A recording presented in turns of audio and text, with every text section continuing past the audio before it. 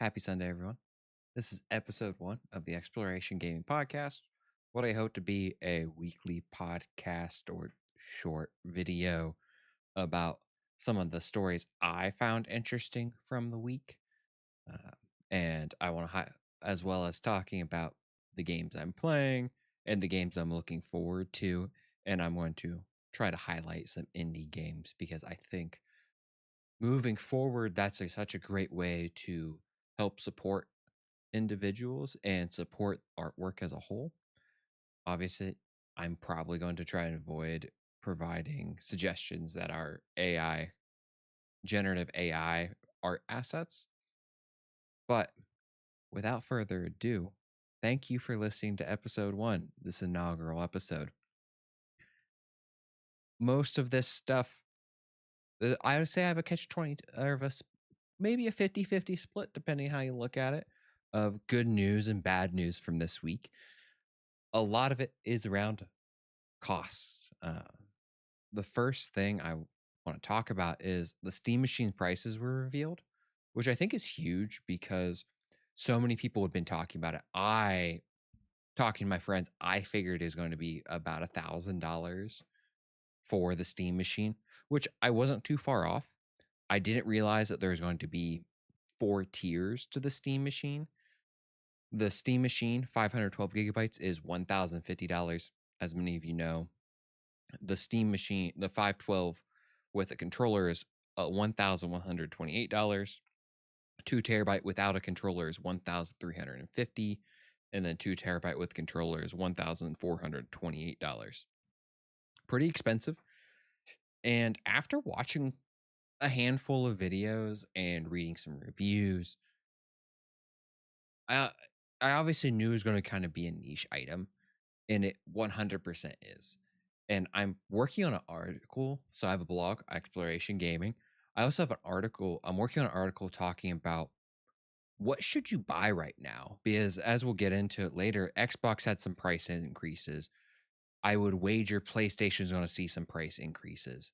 And everything is just getting more expensive. RAM's more expensive, storage is more expensive, graphics cards are more expensive. At the end of the day, with everything getting more expensive, at the end of the day, what should you be buying? Because that's kind of the question, because the Steam Machine is such a niche item because it is $1,050 for the base model. And a PlayStation 5, which is comparable, if not runs a little bit better, is $600, $650 currently. Let me double check that. But if the PlayStation 5 is $600, so PlayStation 5 Slim Digital Edition is $600 for 825 gigabytes. If it if it costs $600 for essentially the same thing, why would you buy, like, I can't, like, the Steam Machine is for someone who wants to play their Steam games at their TV and not have a giant tower sitting in their living room. And mind you, I was someone of the opinion like, oh, just buy a PC and hook it up to your TV. And I was listening to some podcasts and I didn't think about it until then. I look at my console, my TV console, and I think, oh my gosh, if I put a whole PC there, that'd be so ugly. Especially if you buy pre-built. I would probably buy pre-built. I'm not someone who wants to spend the time building a PC. And to think of putting a pre-built PC, which always has the gaudy RGB lighting or just lighting, and it has to have the metal case so you can see inside of it, or the glass like side so you can see inside of it. I don't think that's the move if you are a grown adult, unfortunately. And all power to you. I do think it's great to have an area that you can show off your nerdy things. As you can see behind me, I show off my nerdy things in my office. This is where I like to have my nerdy things. Now I do have like some coffee table books of the making of the art of God of War in my TV console. I have some tasteful things put out throughout to show the side of me. But having a PC there, which also will just be loud when you're playing it, it could be loud when you're playing it. It'll likely heat up your room because it produces so much heat. It just isn't reasonable to put a, a PC in there. And I digress about that. So if you're just looking to play AAA games in front of your TV, a PlayStation 5 digital edition's probably what you want. At $600, it's $400 cheaper than a Steam machine. It's going to run games better than the Steam machine. If you want a PC that is comparable to a PlayStation 5, I'm guessing you're going to spend $1,200, $1,500. And at that point, is it really worth spending $1,500 on something? I don't know. I guess it's an eye of the beholder. I'll have a full article up next Sunday. That's the next release is what is going to be talking about what should you buy or things to consider when you're buying it. But obviously, we knew about the Steam machine prices, and then 3 days later, Xbox says, "Hey, we have to increase prices again," which is the third time in 14 months. And the price increases are as follows. The Xbox Series S 512 gigabytes is going from $400 to $500. Xbox Series S 1 terabyte is going from $450 to $600. The Xbox Series X 1 terabyte digital edition is going from $600 to $750. And the Xbox Series X 1 terabyte with a disk drive is going from $650 to $800. And then to note, the 2 terabyte model is just going away. No one's buying it. Well, I mean, no people aren't buying Xboxes to begin with. And now they're increasing prices. And I get it. The costs for components are going up. But when Xbox is losing the console war and they're like, hey, we gotta sell more things. I don't think raising the prices was the move. And then on top of that, I find it to be absolutely criminal to think the Xbox Series S 512 gigabytes is going to be $500, which is the same price as the Xbox Series X was upon release in 2020. I mean, that's just such a crazy. And again, like I get it, prices have gone up. Asha Sharma in an interview was like, "Hey, it's going to be like components are up 2.5 times. We're expecting to see it up another 5 times by the end of 2027." And I get it. I get the components are more expensive, but man, it's just crazy to see these prices. And it just means it's a matter of time until PlayStation raises prices. I I would wager that they try to keep prices low until GTA 6 comes out. I think once we get to like December 1st, I think we'll see the price increases on December 1st. I think they get through Black Friday when people are going out buying PlayStation 5s. If you can get them, mind you, there's also reports that you might not get the consoles, like they might not be able to produce enough. So I just don't see this as a positive. And again, I think coming back to it, the cost I skipped a little bit. The Xbox Series S being $500 is borderline criminal to me. It is an extremely weak console. It just does not have the power. And it pains me to say that because I thought the Series S was such an amazing idea to have. Just, hey, you want next gen games? We got you. We got this little box. You can play all the next gen games on this because we're going to make them bring out the games on this console if they wanted to have it on Xbox. Now, maybe not being the leader going into this generation, maybe that wasn't a great idea on their part, but I think it was such a smart thing to do to provide this option of 500 of this just super small thing. And I almost bought one. I almost bought one because I was like, oh, this is so cool. And then you had um the the screen that attaches to it that came out, the X screen, I think is what it was called. And that was so cool. I was like, oh my gosh, like you could take this with you places. You can like it could fit in a backpack. At the time, around this time, my ex at the time moved to Alaska, and I was like, oh, I could get that and use this to travel with. However, the Steam Deck ended up coming out, which killed that. How and so again, like Series S, I think was such a cool thing, but again, it falls into this niche product, just like the Steam machine, and I just don't think we're gonna see it anymore. And I mentioned it already, but GTA 6, we also on the 24th, we got the price reveals of this.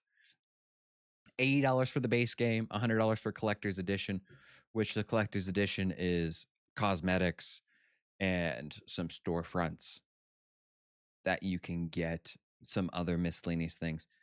And there's a couple hot takes with this, right? Obviously, there's no physical disc in the box on release day. And there's also the fact that there is content that is locked behind the collector's edition of the game. I'm going to touch on the collector's edition. And then obviously there's the cost that it's $80, which apparently is lower than what people were expecting. Still pretty expensive, but it's a game that's been developed for a long time. Charging $80 for the base game probably isn't unreasonable. So we have price, we have no physical disc, and we have what's in the collector's edition. I want to start with the collector's edition because I think that is the most interesting piece. And I'm an individual who has bought collector's editions or the premium edition of games before. I did it for God of War. And God of War gave you a shield, some armor, and like one other thing for the Leviathan axe, which was cool, but you literally got better things, better armor and shield than what is provided to you within maybe 3 hours of playing the game. In reality, it resulted in spending $10 extra for stuff I used for 3 hours, which kind of sucked. Now, obviously, I'm supporting. I was giving support to Sony Santa Monica. I love the God of War franchise, meaning it wasn't a terrible money spent. Now, God of War sold like hotcakes. It was Game of the Year that year. Not probably didn't need my $10 extra, but a lot of times when you get collector's editions, it's stuff that you get for, you're like, oh, this is so cool. I get it at the beginning of the game. And then after you play the game for 2 to 3 hours, you're like, oh, I have something way better than this or something cooler than this. I'm going to start using this. And I think that's what kind of sucks about the most collector's edition. And for Rockstar to say, hey, we're going to give you stuff that if you don't have the collector's edition, you just aren't going to get it. It's locked behind. It's these storefronts, you can't get them unless you have it. Which I kind of, and it's yet to be seen what the storefronts are actually going to do. But if you can just go and if you get things that you can use consistently throughout the game, that this game people are going to spend 50 hours in, I don't see why it's a bad idea to give someone something that they're going to use the entire game. So you're going to spend $20 extra on stuff you're likely going to use the entire game, or you'll be accessing periodically throughout the entire game, rather than, oh, this is a really cool thing for 2 hours, and after 2 hours I get something better or something cooler, and I'm off to using that and no longer this other thing. Making me a pretty big fan of this. And I again, getting back into gaming, I would reckon that they're going to allow you to upgrade to the collector's edition. So you're playing the base game you buy that base game for $80. I would imagine that they wouldn't. They're going to lock it behind a paywall. It's DLC. I would bet that you buy the base game, you play it for 10 hours. Like, I really want I'm seeing these things from the collector's issue. I really want that, and I'll go spend the $20 for the add-on because it's not a the ultimate. I keep saying collector's edition, the ultimate edition. It's not a limited release. They're likely going to allow the ultimate edition to exist past launch, making me think that they're going to allow individuals to just go out and buy the add-on. I'd be shocked if they didn't. The next big elephant in the room is the no physical disc. I think that is a big deal.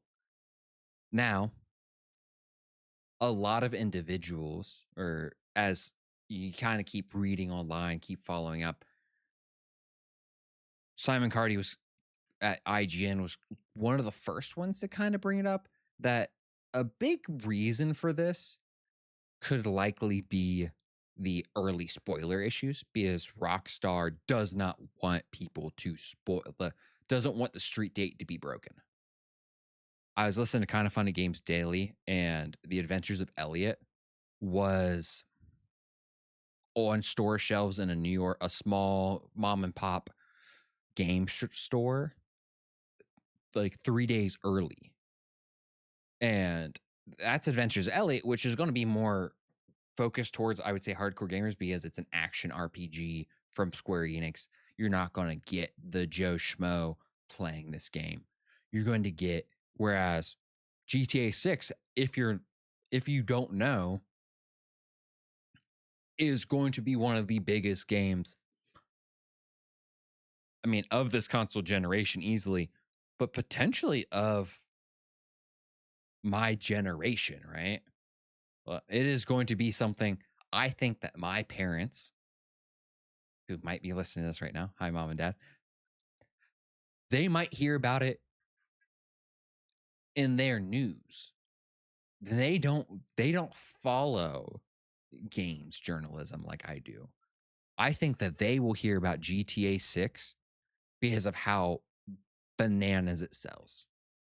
I think that they will hear about it beyond my conversations. Now, maybe they'll end up seeing it because of the algorithm, but I do think that they will see things about it, which means, again, coming back to it, Rockstar does not want these shops selling the disc early and allowing these people to play the game before it comes out.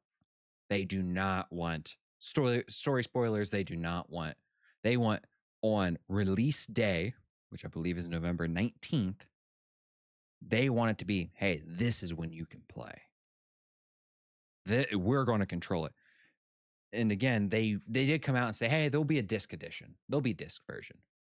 Now, does that mean that the disc version will be just the base game, or will it be part of some actual collector's edition? Since I messed that up, will it be part of some collector's edition where you get some Vice City duffel bag or whatever? Who knows?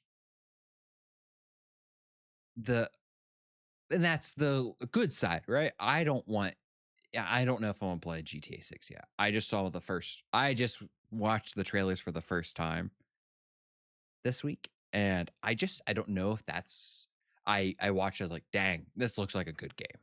It looks like a visually appealing game. Now, will likely wait until reviews are out and they talk about the gameplay and the feel, and I can see some of the gameplay, because GTA 5 didn't stick with me because I hated how clunky the characters felt. And that might just be part of the experience, because when you think of GTA, that clunkiness is kind of a part of GTA. But I don't know if I will. And and again, good side is that it won't be spoiled for anyone. It won't be spoiled for me if I decide to play it or not. The more unnerving side is we don't know, again, coming back to it, we don't know when the physical edition's coming out. We don't know if the physical edition is going to be in a collector's edition that's $120 and not intended for $120, $160, double the price because you get the game, the physical game, plus some other random trinkets. If it is just the $80 base game with a physical disc, cool, that's fine. Um, but again, we don't know when that's coming out. And that means that Rockstar completely controls the price of this game until that disc edition comes out, because it is not possible to sell, resell, trade, or let a friend borrow the game. If you want a friend to borrow a game, you have to give them your console, and I don't think most people are going to do that. I just don't. I don't like that per se. I think it's a little nerve wracking to maybe think that we are moving away from physical media. And I say that, and I don't typically buy games physical. I buy games physical when it's like Emerald, and it's a game that's super important to me and to my time is in gaming. And I'll buy a game then, and I have it as a collector's item. I don't have it to play. But there are people who live in the middle of nowhere who have horrible internet and can't download stuff. That they can't download things over the internet, I should say. It's just not feasible. Or if it is, it's going to take them 5 days to download this, which wouldn't be surprising because this game's going to be massive. It is not going to be a small game in the slightest.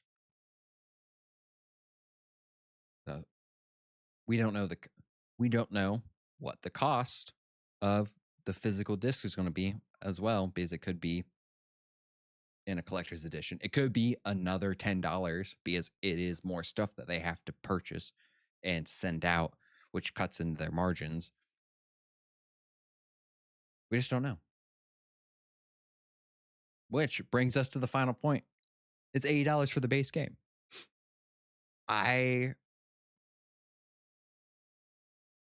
Again, being out of games for a while, I'm not too shocked by this, since 70 seems to be base price for games seems to be moving towards 70. I do think it's interesting because we see Nintendo having a pricing tier system. Essentially, you have 50, 60, 70, or $80 games from Nintendo.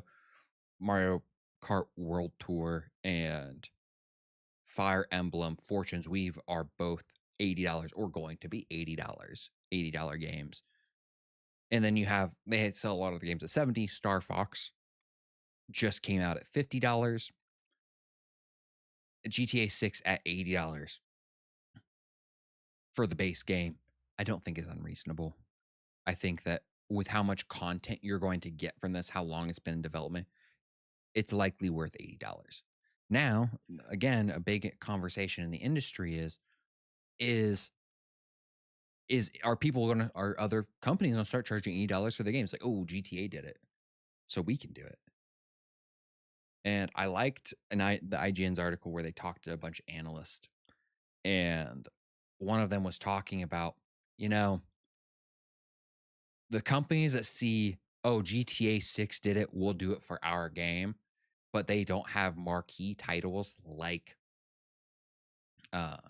EA, or they don't have or a hardcore audience like EA with their it's not FIFA anymore, but their FIFA game, Madden, college football. Those I could see being $80 because people buy those every year. Like, there will be people who buy in Madden or the FIFA, whatever FIFA is now, every year, and they'll buy it, and that's the game they're gonna play from the time it comes out until the next one. Or maybe they'll had a Call of Duty in there. Again, Call of Duty, I could see being $80 because, again, it's another game that people buy every year. It is a very successful franchise. I think that we see it in those instances. But if it's a company, if it's a let's even talk about PlayStation. If it is PlayStation, they're releasing a new IP, or it's an IP. I'm going to use Soros as an example. If they said, "Oh, GTA 6 came out at 80, we're going to put our new next game in the Returnal universe out at $80." It's going to sell even worse than Soros. Soros apparently did pretty bad. That's a much more approachable Returnal, which I enjoyed Returnal, but it's not a game for everyone. $80 for a marquee title. I think GTA 6 at $80, totally reasonable. I think we see Insomniac move to $80, $80 games. I think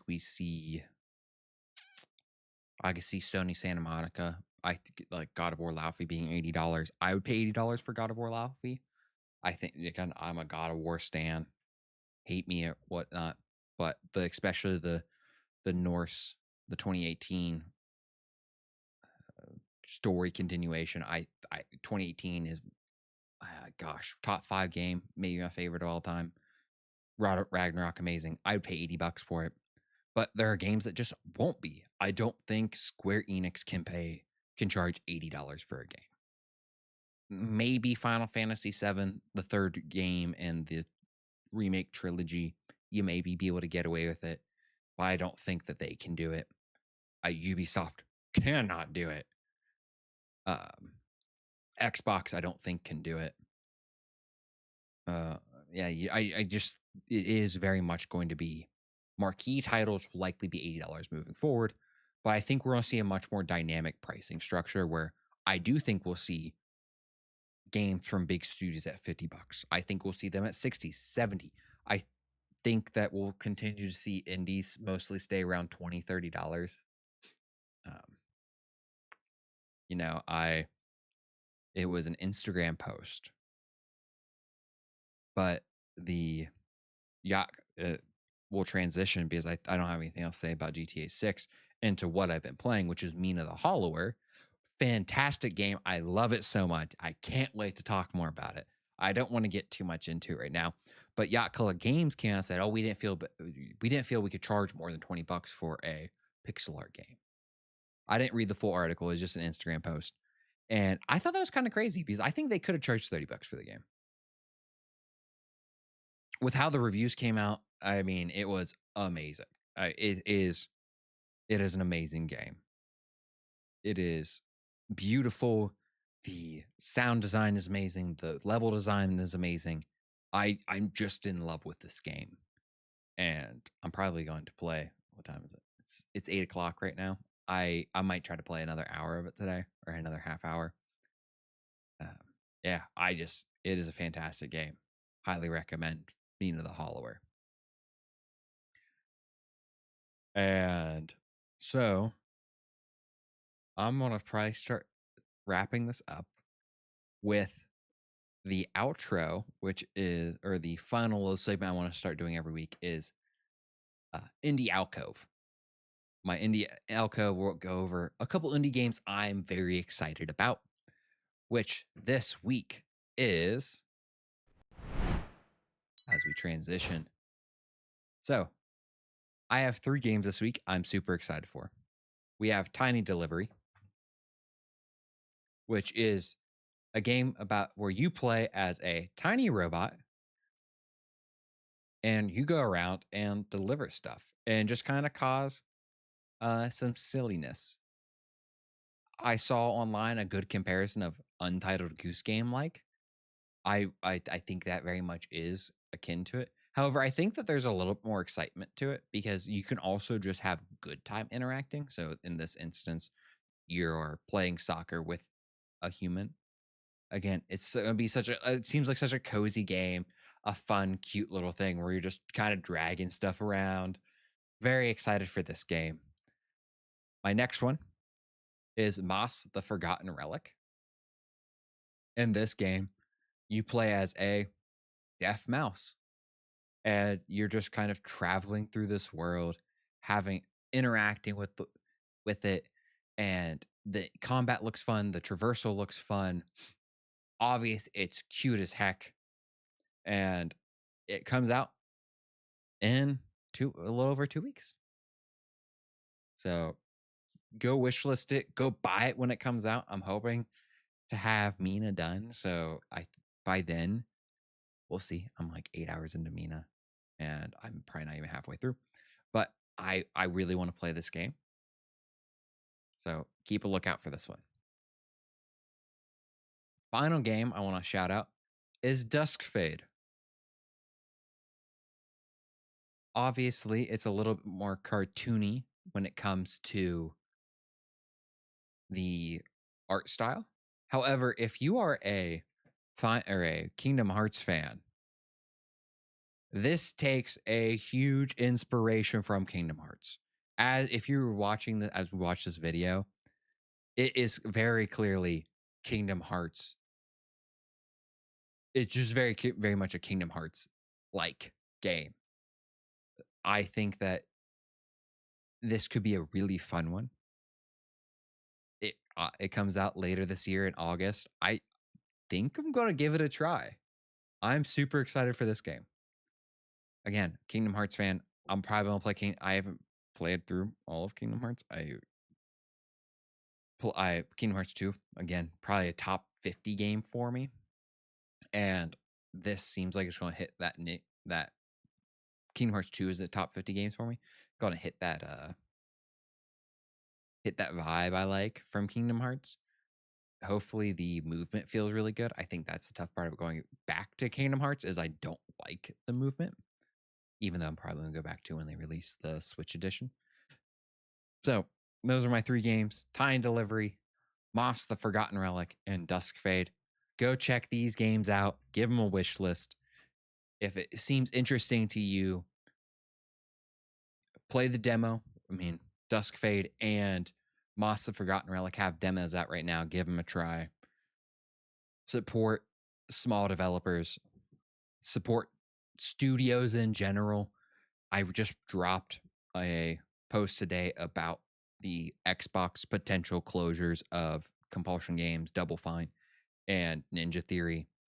I go over a little bit about the need to support these studios. If we want to continue to see these amazing works of art, we have to support them. So go support the studios you like. With that being said, thank you for listening to the first inaugural episode of Exploration Gaming. I will see you next week, hopefully with good news. Until then, again, continue to explore new games. Have a great week.